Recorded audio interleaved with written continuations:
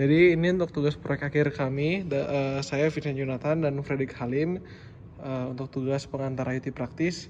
Di sini kami membuat smart farm berbasis IoT, di mana kami menggunakan 3 ESP8266 jenisnya Node MCU. Di sini kami pakai 3 MCU supaya dapat melakukan monitoring di jarak yang jauh tanpa menggunakan WiFi, tetapi masih bisa terhubung ke broker MQTT. Jadi di sini konsepnya itu ada RX1, TX2, TX1, di mana RX1 ini terhubung dengan sebuah GSM ya, 9800L. Kita bisa lihat ada LED blinking, artinya ada sinyal. Ini juga antenanya. Nah, dia ini fungsinya hanya menerima data yang dikirimkan oleh TX2 dan TX1. Jadi TX1 dan TX2 mengirim data ke RX1, lalu RX1 menggunakan GSM mengirimkan data ke MQTT broker. Di sini TX2 dan TX1 ini dilengkapi dengan berbagai sensor seperti DHT. Di sini ada DHT, terus ada juga GPS. Lalu juga ada sensor yang terpasang di sini. Ada juga DS, ini terkoneksi ke TX2. Terus juga ada soil di sini, soil moisture di sini terhubung ke TX2. Jadi di TX1 hanya ada DHT dan juga ada sensor UV di sini. Sensor UV. Nah, di setiap alat ini juga dilengkapi dengan GPS. Ini menggunakan M6, U-Blox M6, dan di sini menggunakan U-Blox M8. Fungsi GPS di sini supaya semisalnya barangnya hilang atau misalnya kita lupa taruh di mana, kita punya backup system. Dan di sini TX2 dan TX1 ini komunikasi dengan TX3 menggunakan protokol ESP-NOW. Jadi ESP-NOW ini memungkinkan komunikasi. Ini kan 2 ke 1 berarti many to one communication tanpa menggunakan jaringan WiFi. Jadi kita bisa melakukan di remote area. Jadi TX2 ini tidak menggunakan WiFi tetapi menggunakan GSM untuk melakukan MQTT. Jadi di sini tidak ada hubungan kabel data, semuanya wireless. Di sini hanya sharing power supply saja. Selanjutnya akan diserahkan ke teman saya Fredrik untuk menjelaskan bagian Node-RED.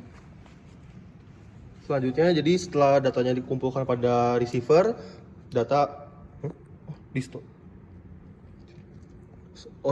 setelah datanya dikumpulkan di receiver, maka data akan ditambahkan ke broker, yaitu broker yang kita gunakan adalah broker HiveMQ. Kemudian kita menggunakan Node-RED untuk melakukan subscribe terhadap masing-masing topik yang didaftarkan sebelumnya. Kemudian, nah jadi misalnya di sini kita ada topik yang pertama, ada DHT temperature. Nah dari topik ini tuh kita akan membuat sebuah gauge sama charts untuk memvisualisasi data yang kita dapatkan. Contohnya dashboardnya seperti ini. Jadi ini adalah data yang kita dapatkan saat melakukan pengukuran terhadap kelembapan suhu udara dan kelembapan tanah pada tanaman ini. Di sini ada sensor soil yang kita tancapkan ke sini. Kemudian di sini juga ada sensor suhu yang kita tancapkan ke sini. Selanjutnya data yang kemudian ada juga data GPS yang dikirimkan dari TX1 dan TX2 yang kemudian akan masuk ke dalam dashboard di sini. Bisa kita lihat bahwa posisi kita sekarang tuh sedang ada di gedung teknik dari Universitas Kristen Maranatha, dan kita klik ini. Nah, ini adalah data dari TX1. Yang ini data dari TX2. Selanjutnya data juga akan kita plot masing-masing ke dalam gauge dan chart. Chart ini kita setting selama setengah jam. Jadi data histori akan tersimpan selama setengah jam di dalam chart ini, yang kemudian akan hilang setelah waktunya lewat. Nah, bisa dilihat bahwa hasil pengukuran soil humidity yang ada di tanaman pot ini adalah 55. Kemudian air humidity yang didapatkan dari DHT ini adalah 77. Ini stabil ya karena kita berada di ruangan yang sama. Kemudian ada suhu udara menggunakan yang didapatkan dari DHT 11 sebesar 23,38 dan terlihat bahwa dia datanya tuh agak naik turun sedikit karena mungkin ada noise ya. Selanjutnya ada data yang didapatkan dari suhu pada tanah dari tanaman ini yang didapatkan dari sensor ini.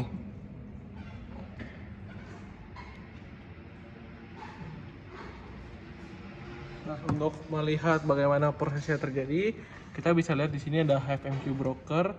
Di sini datanya masuk setiap 10 detik. Jadi kita mengupload ke HiveMQ itu setiap 10 detik supaya tidak terjadi interferensi. Terus selanjutnya, jadi karena menggunakan 3 microcontroller, kami menggunakan 3 buah bot ya, TX1, RX, dan juga TX2 untuk masing-masing program.